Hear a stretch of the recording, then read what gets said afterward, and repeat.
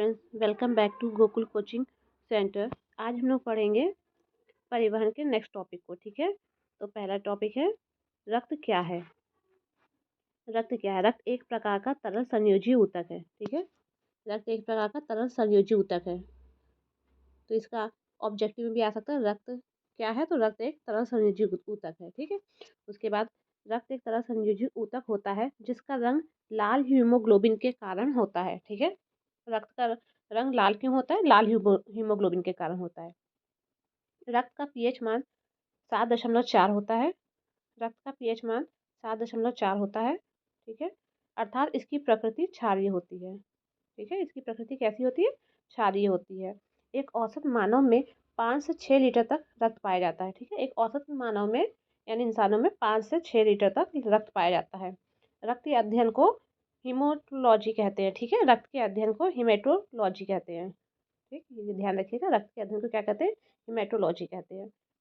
अब इसको कुछ पॉइंट्स में हम लोग पढ़ लेंगे जिससे हम लोग को याद करने में इजी रहेगा। तो पहला पॉइंट है, रक्त एक तरल संयोजी ऊतक है। ठीक है, एक तरल संयोजी ऊतक है। ठीक है, इसका पीएच मान 7.4 होता है। इसका पीएच मान 7.4 होता है। रक्त गाढ़ा और क्षारीय होता है। रक्त गाढ़ा और क्षारीय होता है। नेक्स्ट है, एक स्वस्थ मनुष्य में 5 से 6 लीटर रक्त होता है। ठीक है, एक स्वस्थ मनुष्य 5 से 6 लीटर रक्त होता है। औसतन एक वयस्क मनुष्य में 5.5 लीटर रक्त पाया जाता है। ठीक है, औसतन एक वयस्क में 5.5 लीटर रक्त पाया जाता है। किसी व्यक्ति के वजन का 7% के बराबर उसके शरीर में रक्त होता है। ठीक है, किसी व्यक्ति के वजन का 7% के बराबर उसके शरीर में रक्त होता है। उसके बाद है, सामान्य मनुष्य समान आयु और वजन वाले, ठीक है, समान आयु और वजन वाले स्त्रियों में पुरुषों के मुकाबले 500 ml या लीटर रक्त कम होता है। ठीक है, समान आयु वजन वाले स्त्रियों में पुरुषों के मुकाबले 500 लीटर रक्त कम होता है। ठीक है, यानी कि स्त्रियों में रक्त 500 लीटर कम होता है। नेक्स्ट है, रक्त का रंग लाल हीमोग्लोबिन के कारण होता है। रक्त का रंग लाल हीमोग्लोबिन के कारण होता है। ठीक है, हीमोग्लोबिन में लोहा अर्थात आयरन धातु पाई जाती है। हीमोग्लोबिन में लोहा अर्थात आयरन धातु पाई जाती है। ठीक है, इसके बाद है, विटामिन के रक्त बिंबाणु और प्रोटीन फाइब्रोजीन के रक्त को थक्का जमाने में मदद करता है। ठीक है, विटामिन के रक्त बिंबाणु और प्रोटीन फाइब्री जो फाइब्रिनोजिन रक्त को थक्का बनाने में मदद करता है। ठीक, नेक्स्ट है, रक्त में ऑक्सीजन O2 का वाहक हीमोग्लोबिन होता है। ठीक है, रक्त में ऑक्सीजन को ले जाने और ले आने का काम कौन करता है? हीमोग्लोबिन करता है। हीमोग्लोबिन ऑक्सीजन से मिलकर ऑक्सी हीमोग्लोबिन बनाता है। ठीक है, हीमोग्लोबिन ऑक्सीजन से मिलकर ऑक्सी हीमोग्लोबिन बनाता है एवं कार्बन डाइऑक्साइड से मिलकर क्या बनाएगा? कार्बोक्सिलिक हीमोग्लोबिन बनाएगा। ठीक है, ऑक्सीजन से मिलके ऑक्सी हीमोग्लोबिन और कार्बन डाइऑक्साइड से मिलके कार्बोक्सिलिक हीमोग्लोबिन बनाएगा। ठीक है, इसके बाद है, रक्त में आयरन की कमी से कौन सा रोग होता है? रक्त में आयरन की कमी से एनीमिया नामक रोग होता है। ठीक है, रक्त में आयरन की कमी से एनीमिया नामक रोग होता है। नेक्स्ट क्वेश्चन देखेंगे, रक्त किस किस से मिलकर बना होता है? ठीक है, रक्त किस किस से मिलकर बना होता है? तो इसका आंसर देख लेंगे। रक्त दो घटकों से बना होता है। ठीक है, पहला है तरल भाग प्लाज्मा, दूसरा है ठोस भाग आरबीसी, डब्ल्यूबीसी और प्लेटलेट्स। ठीक है, दो घटक होते हैं, पहला होता है तरल भाग प्लाज्मा और ठोस भाग होगा आरबीसी, डब्ल्यूबीसी और प्लेटलेट्स। ठीक है, उसके बाद देखेंगे तरल भाग या प्लाज्मा। ठीक है, तरल भाग या प्लाज्मा, तो इसमें क्या होगा? ये हल्के पीले रंग का चिपचिपा द्रव होता है। ठीक है, ये हल्के पीले रंग का चिपचिपा द्रव होता है जो प्रतिशत प्लाज्मा में करीब 90% जल, ठीक है, प्लाज्मा में करीब 90% जल, 7% प्रोटीन और 0.9% अकार्बनिक तथा शेष अन्य कार्बनिक पदार्थ होते हैं। ठीक है, तो इसमें क्या बताया, प्लाज्मा कैसा होता है? यह हल्के पीले रंग का चिपचिपा द्रव्य होता है। ठीक है, इसका आयतन प्रतिशत में होता है, जैसे प्लाज्मा में करीब 90% जल होता है। ठीक है, 7% प्रोटीन होता है और 0.9% अकार्बनिक तथा शेष अन्य कार्बनिक पदार्थ होते हैं। 90% जल, 7% प्रोटीन और 0.9% अकार्बनिक तथा शेष अन्य क्या होते हैं? कार्बनिक पदार्थ होते हैं। ठीक है, बाकी शेष आयतन के हिसाब से यहाँ पे कुछ मिसिंग है, आयतन के हिसाब से। ठीक है, यहाँ पे होगा आयतन के हिसाब से। आयतन के हिसाब से पूरे रक्त का करीब 55 लवण होता है। ठीक है, 55 भाग लवण होता है और 0.18% ग्लूकोज होता है और 0.5% वसा तथा शेष अन्य पदार्थ होते हैं। ठीक है, प्लाज्मा में समझ गए कि प्लाज्मा में क्या क्या होता है। ये पीले रंग का चिपचिपा द्रव होता है। ठीक है, इसका आयतन प्रतिशत में होगा प्लाज्मा करीब 90% जल। ठीक है, प्लाज्मा में कम से कम 90% जल, 7% प्रोटीन, 0.9% अकार्बनिक तथा अन्य कार्बनिक पदार्थ होते हैं। ठीक है, और आयतन के हिसाब से देखेंगे तो 0.818% ग्लूकोज, 0.5% वसा तथा शेष अन्य पदार्थ होते हैं और 55% लवण होता है। ठीक है, अब ठोस भाग का देखेंगे, ठोस भाग के बारे में। तो ठोस भाग में क्या हमने पढ़ा था, आरबीसी, डब्ल्यूबीसी और प्लेटलेट्स। ठीक है, तो इसको एक एक करके पढ़ेंगे। ठोस भाग, रक्त कोशिकाएं, आयतन के हिसाब से रक्त कोशिकाएं कुल रक्त के करीब 45% भाग होता है। ठीक है, ठोस के हिसाब से रक्त कोशिकाएं, आयतन के हिसाब से रक्त कोशिकाएं कुल रक्त के 45% भाग होते हैं। ठीक, लाल रक्त कोशिका यानी कि आरबीसी पहला होगा पॉइंट है। इसमें एक विशेष प्रकार का प्रोटीन वर्धक हीमोग्लोबिन पाया जाता है। ठीक है, एक विशेष प्रकार का प्रोटीन वर्धक हीमोग्लोबिन पाया जाता है।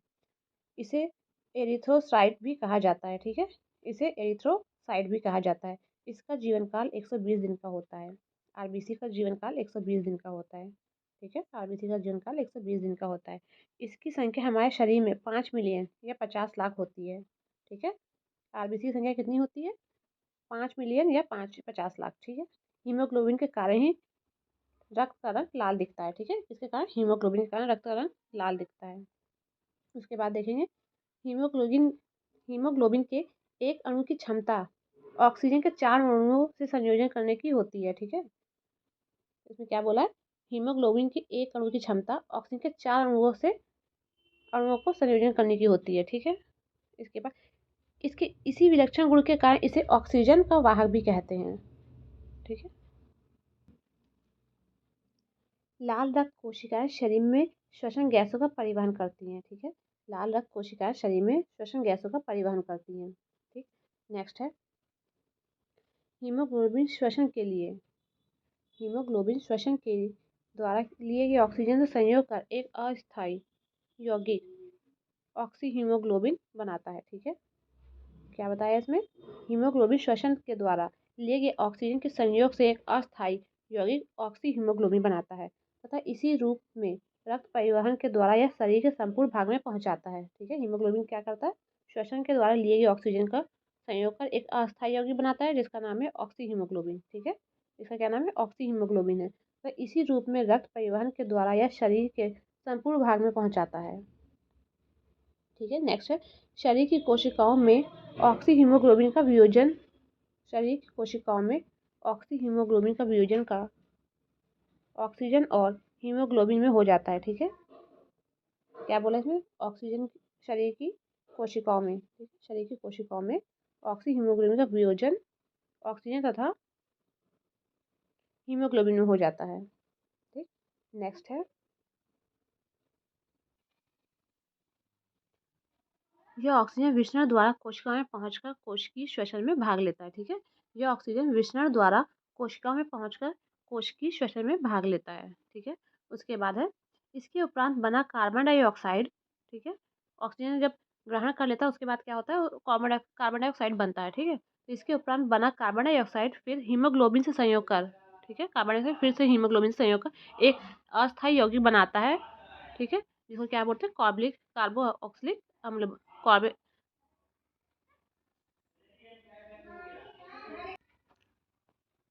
एक अस्थायी यौगिक कार्बोक्सिक हीमोग्लोबिन बनाता है। ठीक है, जो रक्त संचरण के द्वारा फेफड़ों में पहुंचाता है। यह कार्बो हीमोग्लोबिन कार्बोक्सिक हीमोग्लोबिन वियोजित होकर पुनः कार्बन डाइऑक्साइड तथा हीमोग्लोबिन फेफड़ों द्वारा कार्बन डाइऑक्साइड को शरीर के बाहर निकाल दिया जाता है। ठीक है, नेक्स्ट है मनुष्य तथा मैमल्स वर्ग के अन्य जंतुओं के रक्त, ठीक है, मनुष्य तथा मैमल्स वर्ग के अन्य जंतुओं के लाल रक्त कोशिकाओं में न्यूक्लियस अर्थात केंद्रक नहीं पाया जाता है, ठीक है। मनुष्य में और किसमें, मैमल वर्ग के अन्य जंतुओं में लाल रक्त कोशिकाओं में न्यूक्लियस अर्थात केंद्रक नहीं पाया जाता है। इतना हम लोगों ने पढ़ लिया आरबीसी के बारे में, ठीक है। श्वेत रक्त कोशिकाएं WBC, इसके बारे में देख लेते हैं। ये अनियमित आकार की न्यूक्लियस युक्त कोशिकाएं होती हैं, ठीक है। ये कैसी होती है, अनियमित आकार की होती है, न्यूक्लियस युक्त कोशिकाएं होती हैं। WBC में क्या होती है, न्यूक्लियस युक्त कोशिकाएं होती है, लेकिन आरबीसी में नहीं होती हैं, ठीक है, उसमें न्यूक्लियस नहीं होता है। नेक्स्ट है इसमें हीमोग्लोबिन जैसे वर्णक नहीं होते हैं, इसमें हीमोग्लोबिन जैसे वर्णक नहीं होता, जिसके कारण ये रंगहीन होते हैं। नेक्स्ट है इसे लाइकोसाइड भी कहा जाता है, इसे लाइकोसाइड भी कहा जाता है। इसमें केंद्रक पाए जाते हैं। इसकी संख्या 10,000 होती है। इसकी संख्या लाल रक्त कोशिकाओं की अपेक्षा अत्यंत कम होती है, ठीक है। लाल रक्त कोशिकाओं में कितना होता है, 50 लाख होते हैं, लेकिन WBC यानी श्वेत रक्त कोशिकाओं में कितनी होती है, 10,000 होती है। इसका जीवन काल लगभग 12 से 20 दिन के बीच होता है, ठीक है। WBC का जीवन काल कितना होता है, 12 से 20 दिन का होता है, और RBC का 120 दिन का होता है। उसके बाद है हमारे रक्त में RBC और WBC का अनुपात 600 अनुपात 1 होता है, ठीक है। हमारे रक्त में RBC और WBC का अनुपात 600 अनुपात 1 होता है। रक्त पट्टिकाणु, ठीक है, यानी कि प्लेटलेट्स, ये बिम्बाणु या थाइबोसाइट्स भी कहलाते हैं, ठीक है। ये बिम्बाणु या थ्रोम्बोसाइट्स भी कहलाते हैं। ये रक्त के थक्के बनाने में सहायक होते हैं।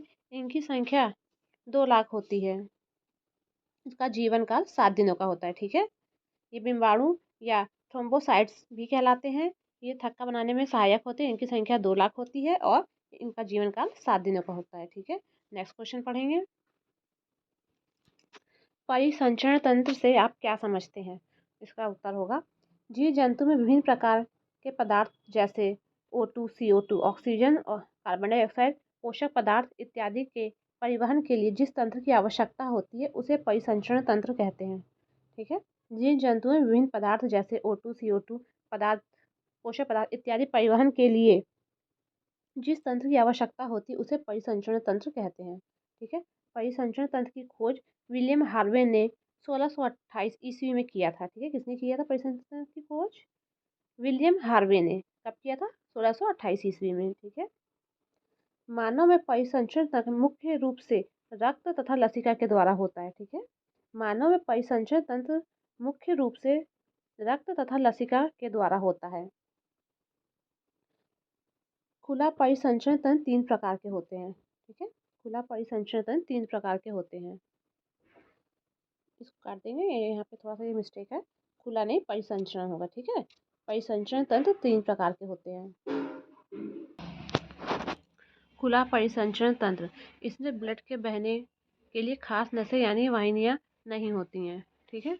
इसमें क्या होता है, ब्लड के बहने के लिए खास नसें या वाहिनियाँ नहीं होती हैं, ठीक है, नहीं होती। ऐसे ही ब्लड पूरे शरीर में बहता है बिना किसी नस के, जैसे तिलचट्टा, कॉकरोच, कीट इत्यादि। जिस जीव में खुला परिसंचरण तंत्र होता है उसे काटने पर ब्लड तेजी से नहीं बहता है, ठीक है। इसमें क्या बोला है, खुला परिसंचरण तंत्र में ब्लड बहने के लिए कोई खास नली या वाहिकाएं नहीं होती हैं, ठीक है। इसमें ब्लड पूरे शरीर में बहता है बिना किसी नस के, जैसे तिलचट्टे में, कॉकरोच में, कीट में इत्यादि में। जिस जीव में खुला परिसंचरण तंत्र होता है उसे काटने पर ब्लड नहीं तेजी से नहीं बहता है, ठीक है।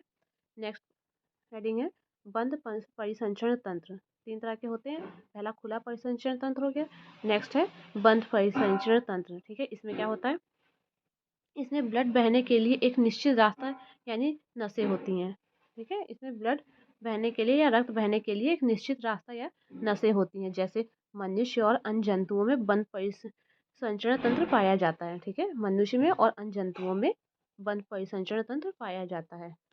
नेक्स्ट है तीसरा मिश्रित परिसंचरण तंत्र, ठीक है। इसमें क्या होता है, कुछ ऐसे जीव हैं जिनमें खुला एवं बंद दोनों प्रकार के रक्त का परिसंचरण होता है। ठीक है, कुछ ऐसे जीव हैं जिसमें खुला परिसंचरण तंत्र भी होता है और बंद परिसंचरण तंत्र दोनों होता है। ठीक है, तो उसे क्या क्या कहते हैं, उसे मिश्रित परिसंचरण तंत्र कहा जाता है। जैसे मछली के शरीर वाले भाग में खुला परिसंचरण तंत्र होता है और पूंछ वाले भाग में बंद। ठीक है, तो इसमें दोनों तरह के परिसंचरण तंत्र होते हैं, इसलिए इसे मिश्रित परिसंचरण तंत्र कहेंगे। आज के लिए हम लोग इतना ही पढ़ेंगे, इसके बाद का हम लोग नेक्स्ट वीडियो में पढ़ेंगे। तब तक कि चैनल को लाइक शेयर एंड सब्सक्राइब करिए। Thank you.